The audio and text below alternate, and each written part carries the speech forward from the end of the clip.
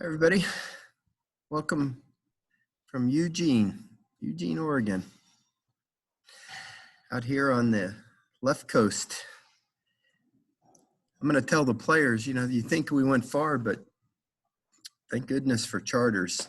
4.5 hours.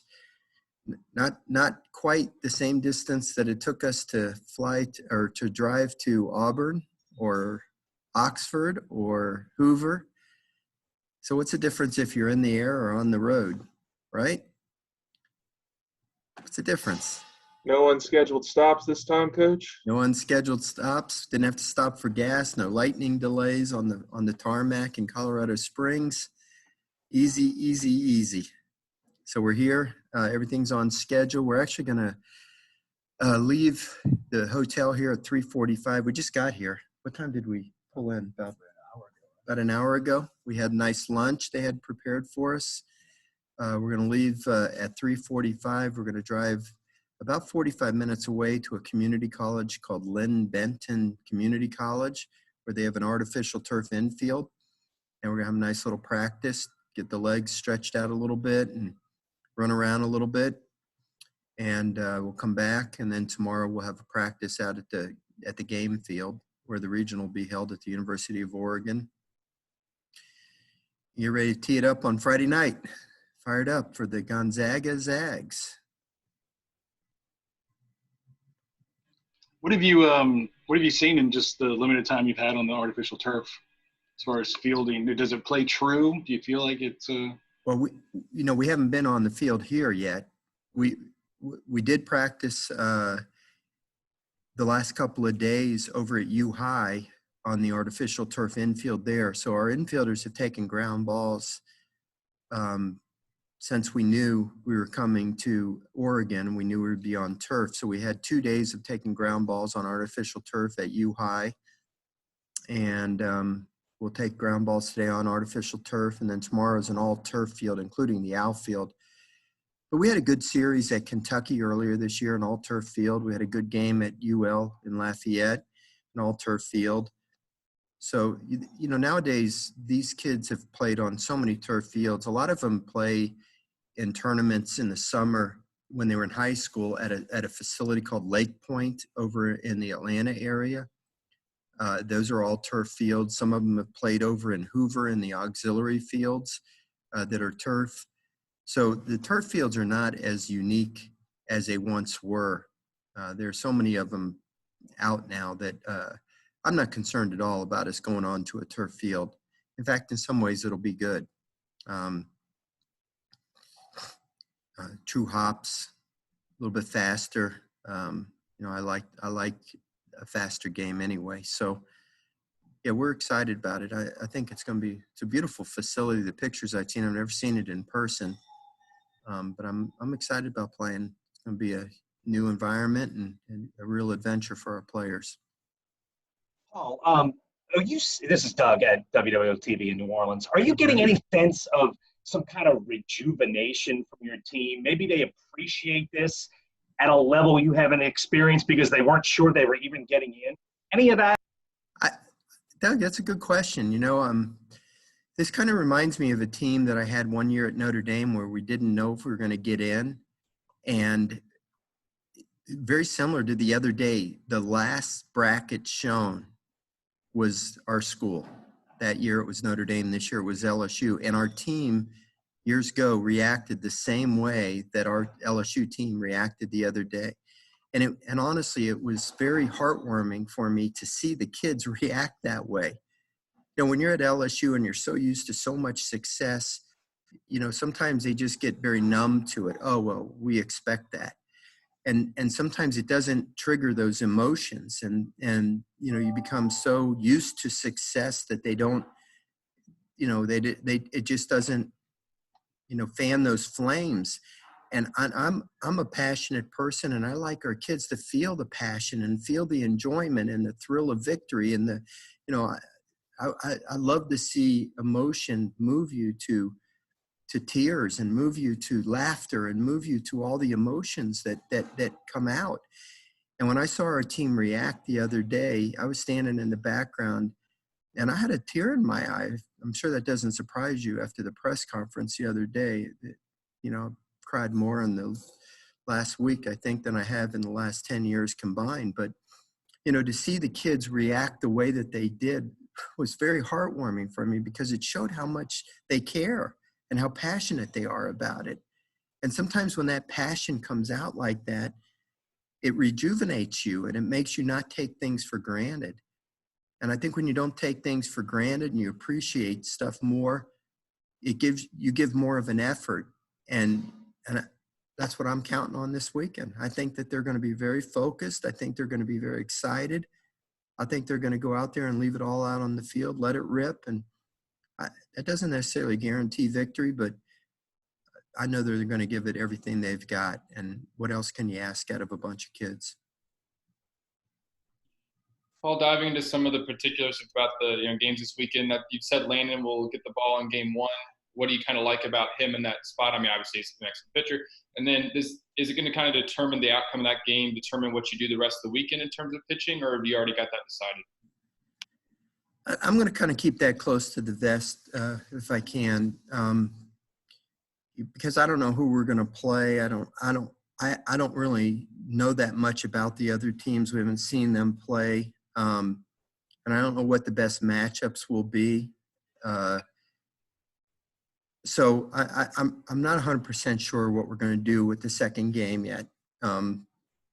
Obviously, I hope we're going to be in the winner's bracket, and I hope we'll be playing the night game the second day. Whether we're playing Oregon or Central Connecticut State, I don't know. Don't sleep on Central Connecticut State. Let me tell you something. Oregon should not. I know their coach, and he is an excellent coach. He used to coach, as I told you the other day, Providence in the Big East Conference, and he always fielded a great team that was very hard-nosed and played hard. And I would guess that he's got the same thing over there at Central Connecticut State. Bunch of hard-nosed kids from the Northeast that love to play and will knock your head off to beat you. And I'm telling you, if Oregon takes them lightly, they're liable to get stunned. Let me tell you something. If we were playing Central Connecticut State at home at LSU and we were the 1 seed, I would not pitch off of them. I would go with them with I would go at them with Landon Marceau, just because I know their coach and I know the way that he is. It would not be like playing some team that you would think would be an automatic win and you could pitch off them. So I don't know what Oregon's going to do. I don't have any idea. I don't know their coach. I have no idea. So I don't know who we're going to play in game 2, and I haven't seen either team play, but we'll get a chance to take a peek at them during game 1 as we're getting ready to play our game. So I don't really know what we're going to do yet from a pitching standpoint. I'm so totally focused on Gonzaga right now. I just think we're going to be in for a real battle on Friday night. We have studied this pitcher that's going to be pitching against us so much, and he scares me.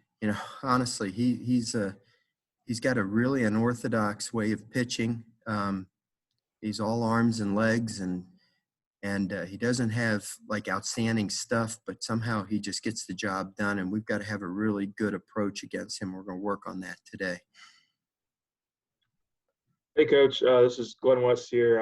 Obviously, one of the, I guess, benefits, if you could call it that, of kind of leaving the SEC tournament so early was it gave some guys that were a little bit nicked up some extra rest to kind of recover.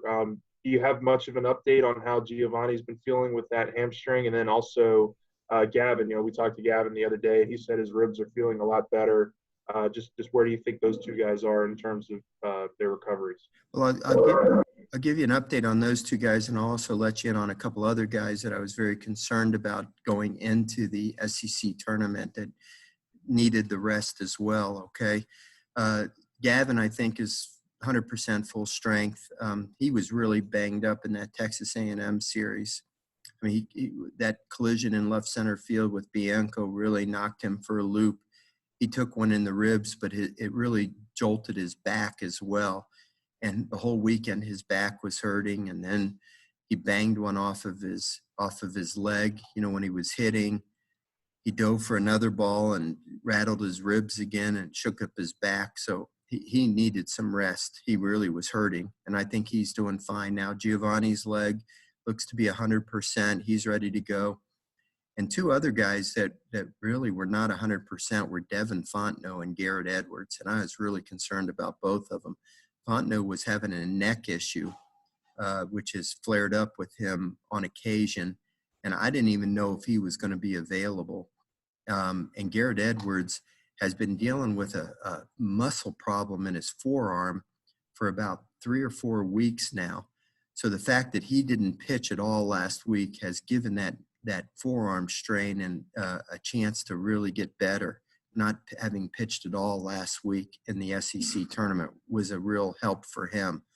It's not, I don't think it's anything serious. It just was never going to get any better when he kept pitching. He needed to not pitch for a couple of weeks for it to be okay. And I think it'll be much, much better this week, hopefully. And so if there's silver lining in anything, those 4 guys, getting the rest from last week, I think will help all of them. And I think, and remember Alex Milazzo took a real hard shot to the groin area against Northwestern State, and he was really hurting the whole weekend at Texas A&M and even into Tuesday's game against Georgia. So the fact that we didn't play at all over the rest of the week, I think allowed him to heal as well. So yeah, I think we're 100% now and ready to go.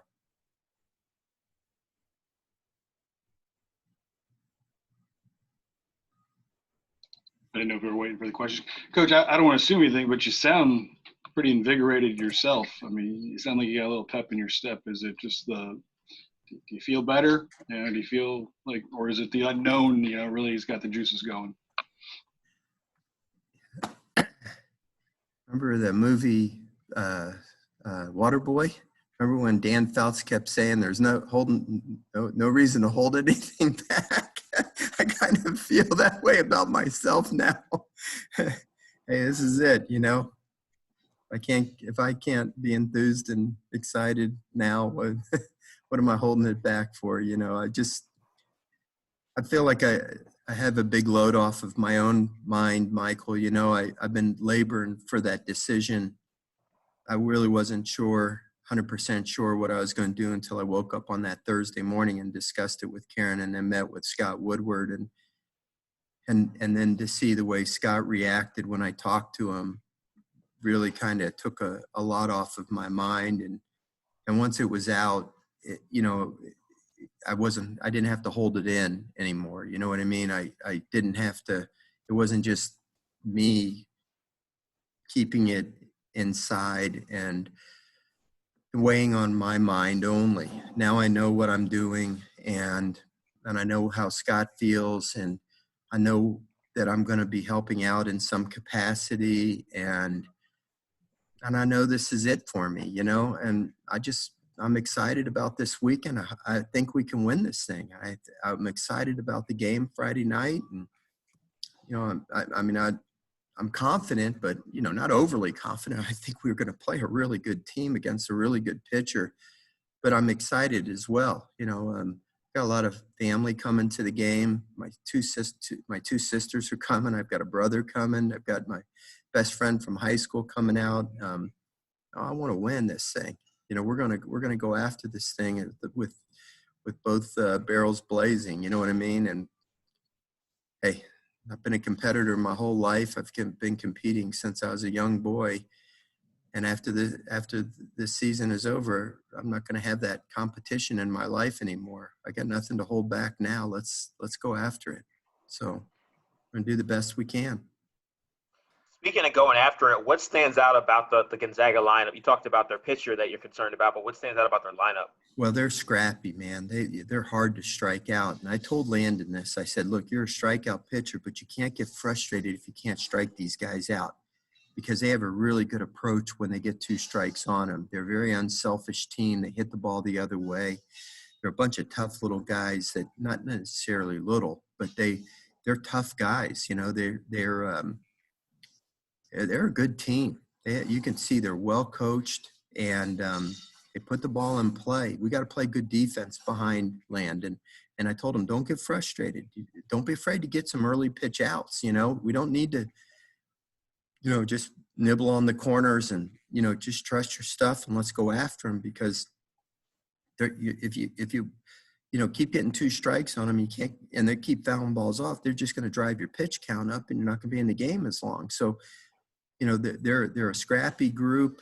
They play with a lot of enthusiasm and a lot of energy, and they're tough, and they're playing with a lot of confidence.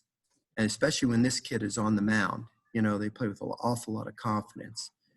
They haven't, they haven't had a lot of sustained success for a long period of time like an LSU has. They haven't been in this position a lot.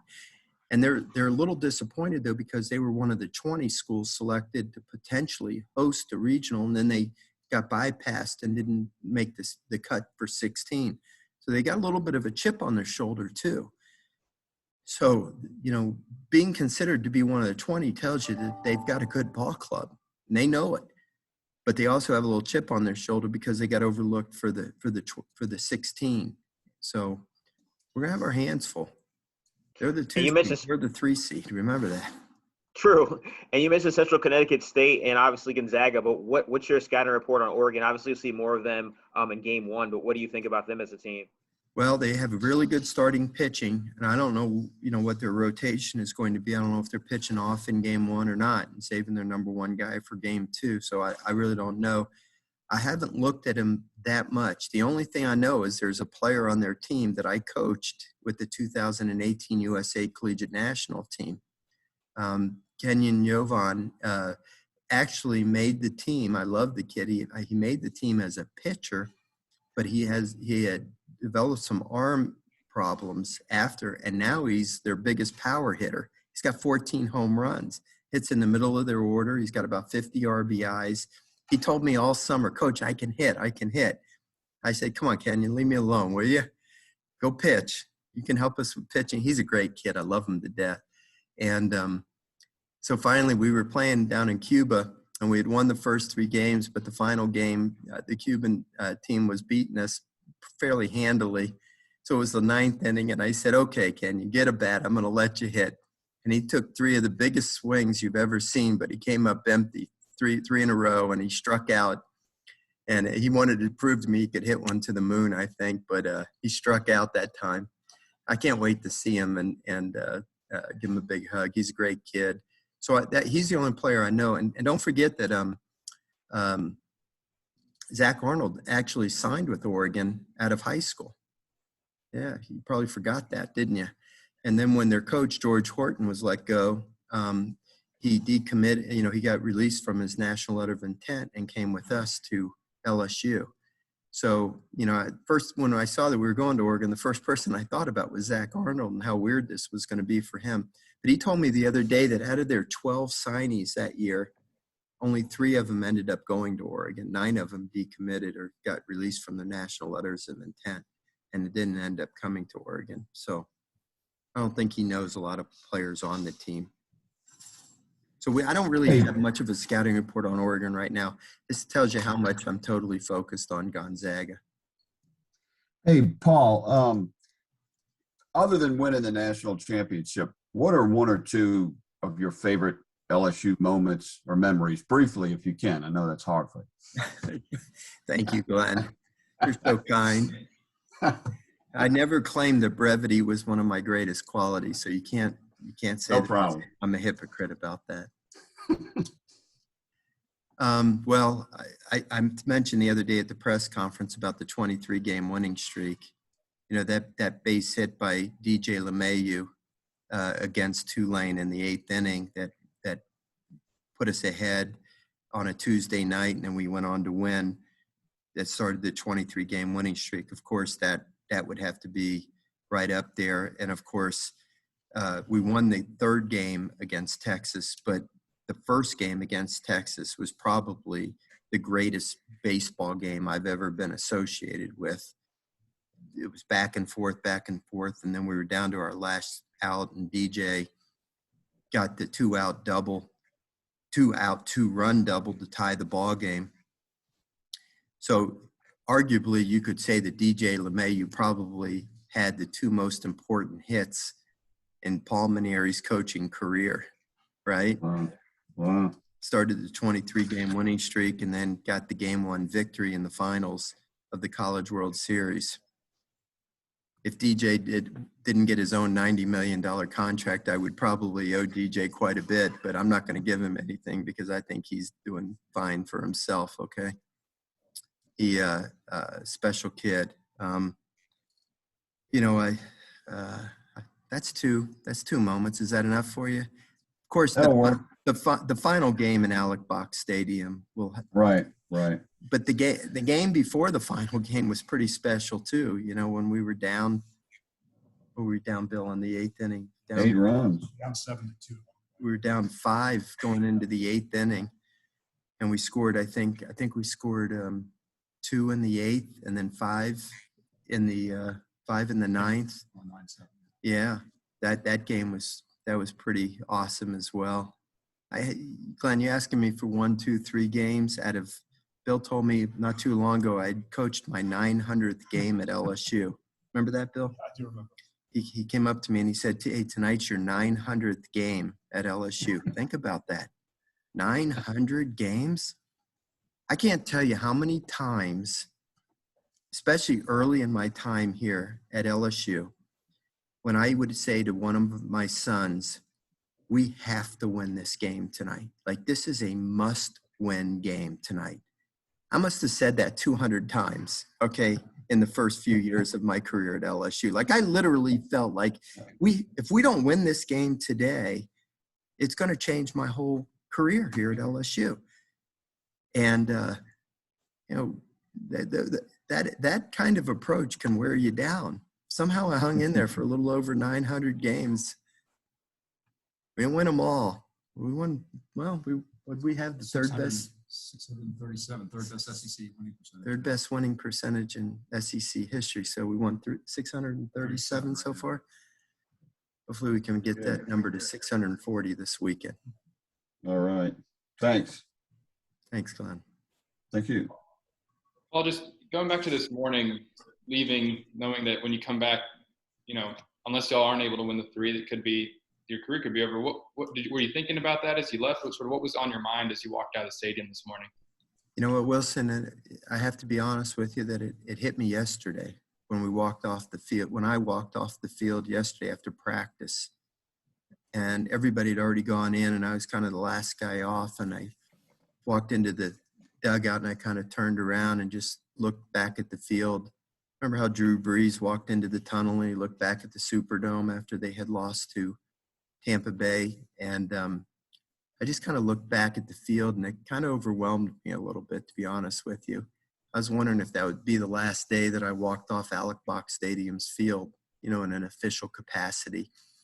But I didn't want to think about it too much because that was thinking negative, you know, and I didn't want to think negative going into the weekend. I feel like we'll be back on the field again next week practicing and getting ready for a super regional, and that's the attitude I want to have. So, but it little bit got to me a little bit yesterday, but you know, today I was a little bit overwhelmed because Scott came over and sat in my office and we talked for a little while, and then when we walked out and went to get on the bus, there was quite a few people waiting outside the gate there as we were getting ready to go on to the buses, you know, kind of a send-off, and I didn't expect them. I didn't know they were going to be there, and it pulled on my heartstrings quite a bit. You know, it was pretty neat. It was kind of cool. Reminded me of the old days a little bit, you know, the pre-pandemic days when people would do that rather frequently. And, yeah, I got a little bit emotional, you know, with the people there. It was nice. It was really appreciated. Tell me about your bus driver, because he's been your guy for a while, right? Oh, Willie Moses? Yeah. He's awesome. You know, just, you know, I love being around people that are passionate about what they do. And Willie is one of those people. It just goes to show you could be the bus driver, you could be the person that takes care of the field, you could be whatever your job is. Everybody plays a role. Everybody has an important role. You don't have to be the person in the headlines. You know, everybody has an important job, and people that take pride in what they do know that they're important. I try to make everybody feel important, and because they are, it's not fake. Everybody has an important job. Willie Moses makes our players feel special. It's not just me. When our players get off the bus, he hugs them all. He wishes them all well. We get off the bus at Ole Miss, he hugs them all, and he's waiting for them to give them a hug when they get back on the bus. After we beat Ole Miss, he makes everybody feel like they just beat the Yankees in the World Series, you know. Our players and me, we all love Willie. He's the greatest, you know, because he takes such pride in what he does. First of all, he drives us very safely to get us where we're supposed to go, and then he cares about our team. He was very emotional with me because I hadn't seen him since the announcement last week, and obviously I had not told him what I was going to be doing because I hadn't made up my mind yet anyway, you know, the last time I had seen him. And he was a little bit overwhelmed today when I saw him. And he's just a great guy. I love him to death. And I'm going to miss him. I'm going to miss everything about the job, all the people. You know, our groundskeeper crew, our you know, my secretary, Virginia, when I broke the news to Virginia Robertson the other day, she cried like a baby. She gave me a big hug and cried on my shoulder. And she said, I thought we were going to go out together. And I said, I'm sorry. You know, I just, you know, everybody has an important job, and, you know, everybody contributes to the success. It's not a one-man operation. Sorry. How long has he been your driver? Do you remember? It's been several years. I don't know exactly, but we always request him because if he's not driving us, it doesn't feel normal. Cool. Thanks, Coach. Does William have one? I'm sorry. William Weathers said he had a question. I was making sure he. Oh, okay. Yeah. Hey, Coach, I was wondering after 56 games, does Gonzaga remind you of any type of team that you have seen this season? And if so, how are those matchups? You know, we were talking about that the other day among our staff. They remind us a little bit of a team like UL, maybe not so much like a SEC team, because the SEC teams, their pitchers are all hard throwing guys. This pitcher is not a real hard throwing guy. He's more of a deceptive kind of pitcher. You know, he's all arms and legs. He doesn't throw exceptionally hard. His curveball is really pretty slow, but, you know, you think it's coming in and it just kind of disappears. So it's more like one of the teams we play in the midweek, but that's really good. And then, you know, their team, it's not necessarily a team that's going to overpower you. They don't have a ton of home runs, and they don't steal a lot of bases. They just got a lot of really tough outs. I was going to say Louisiana Tech, but I don't think they quite have the firepower like a Louisiana Tech home run power.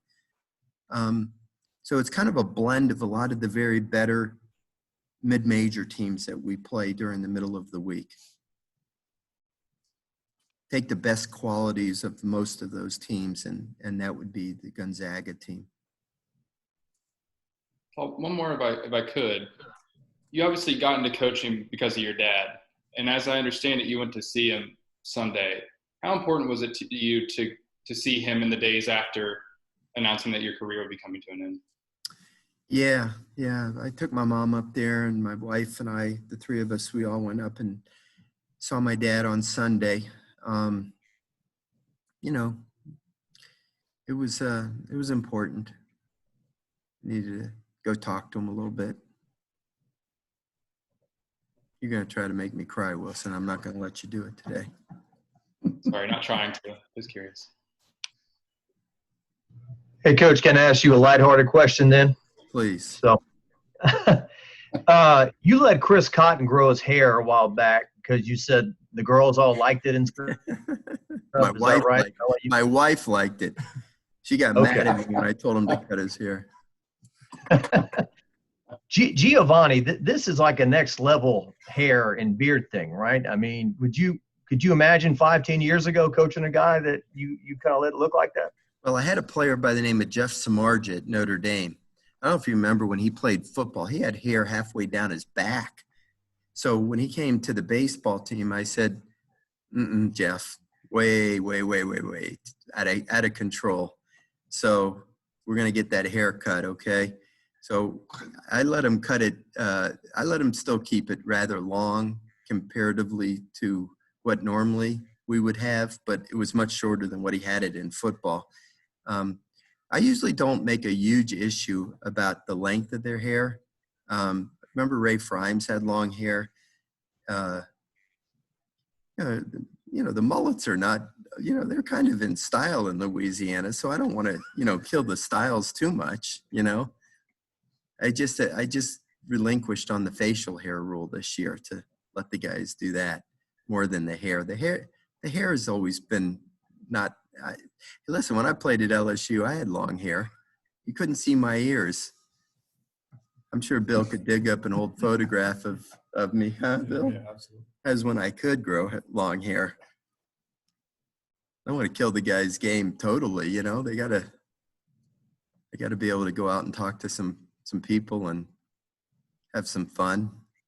But I don't know. I'm getting soft. You know that. You played Southern a couple times this year. What do you think about their chances of going out there with nothing to lose in Austin? Hey, they got a tough draw with Texas. That's a tough place, man. My experience of going to Austin and playing there was not a lot of fun a few years back. You may remember. Whew, that field is a hard place to score runs. It's a pitcher's ballpark, and they've got good arms, the Longhorns. So I wish Chris and the boys well. It's hard to score runs there. They're going to have to scratch and claw, but they're playing with a lot of confidence, I mean, Chris has guys. They got guys that that play with a lot of confidence, and they're going to scratch and claw. And Chris has got them playing well. I wouldn't be surprised. Who else is in that field out there? I can't even remember. Fairfield. Oh, And Fairfield. ASU. Yeah, And who's the fourth team? ASU. ASU's not playing all that great this time of year either. Didn't they have a rough series the last weekend of the season? Oh, they finished 5th in the league, I'm being told. So, they may not win the tournament because Texas is in it, but they might have some success out there. I hope they do. Good luck to them. They're all friends of mine over there, so I always root for Southern. Paul, Yeah. you talk about scoring runs. Are you at all concerned about the offense, especially with the kind of pitcher you're going to face? I'm always concerned about scoring runs. I'm first concerned about pitching, and then I'm concerned about scoring runs. We got to shut them down so that we don't have to score too many runs. But this guy is crafty, and he's going to make it hard on us. So we gotta figure out a way. We're gonna work today on some things that I think would help us against a pitcher like this, and hopefully we can have success against them. But our team has been a little bit up and down when it comes to offense. Some days we're great, and some days not so. So we just got to get hot for 3 days in a row. That's what I'm hoping we can do out here.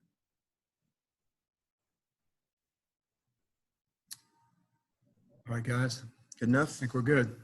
Okay. Get Cantor to throw you BP. Yeah, I'm walking around back there. he throws soft enough, that's for sure. Exactly. I'm sure it'd be a lot of this. All Thanks, right. Coach. Thanks, Good luck. guys. Good luck. Thanks, Coach. Thanks, Paul. All right. Thank y'all. And I'll be in touch about tomorrow's availability time. It would be, I think it would be about 12:15 tomorrow, Central Time. 12:15 Central Time. Who's it going to have, Bill? I'm sorry?